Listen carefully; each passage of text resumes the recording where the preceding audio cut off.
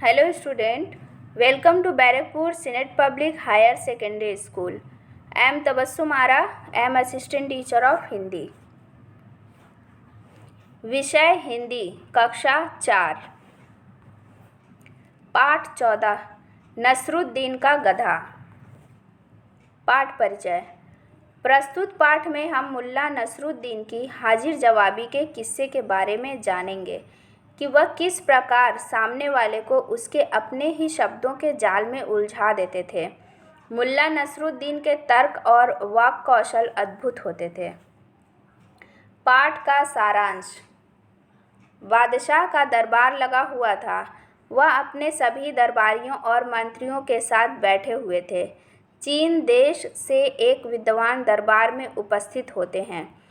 उसने कहा, मैंने आपके दरबारियों की बुद्धिमत्ता के बहुत किस्से सुने हैं। मुझे मेरे 3 सवालों के जवाब दिलवाएं, तभी मैं संतुष्ट होऊंगा।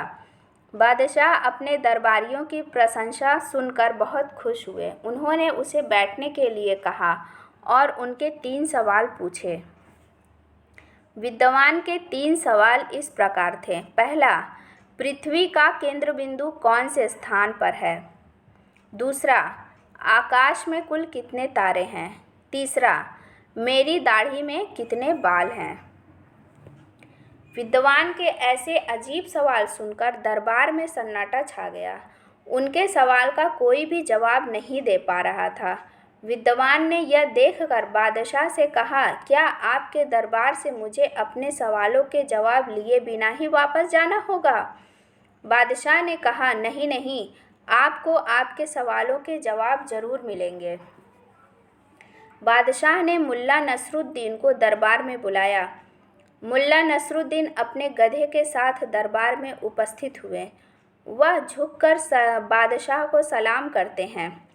बादशाह मुल्ला जी को विद्वान के बारे में बताते हैं और यह भी बताते हैं कि इनके 3 सवालों के जवाब कोई भी नहीं दे पाया। अब हमारे राज्य की इज्जत आपके हाथों में है। मुल्ला नसरुद्दीन ने विद्वान से उनका पहला प्रश्न पूछा। पहले प्रश्न के उत्तर में मुल्ला जी ने कहा कि मेरे गधे के पीछे वाले दाहिने पांव के नीचे ही पृथ्वी का केंद्र बिंदु है। दूसरे प्रश्न के उत्तर में उन्होंने कहा, मेरे गधे के शरीर में जितने रोए हैं, बिल्कुल उतने ही, ना एक कम ना एक ज़्यादा, आकाश में तारे हैं। तीसरे प्रश्न का उत्तर देते हुए उन्होंने कहा कि मेरे इस गधे की पूंछ में जितने बाल हैं, उतनी ही आपके दाढ़ी में बाल हैं, ना एक कम ना एक ज़्यादा। अंत में विद्वान गुस्से में बोलता है कि इसका क्या सबूत है? मुल्ला जी विद्वान के एकदम पास आकर कहते हैं कि मैं आपकी दाढ़ी और अपने गधे की पूंछ में से एक एक बाल उखाड़ता जाऊंगा और इस बात का सबूत मिल जाएगा।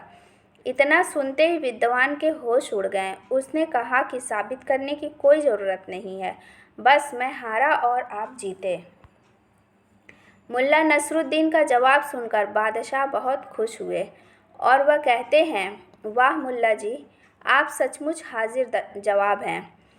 सारे जवाब आपके गधे में ही छिपे हुए थे। सभी दरबारी मुल्ला नसरुद्दीन की वाहवाही करते हैं।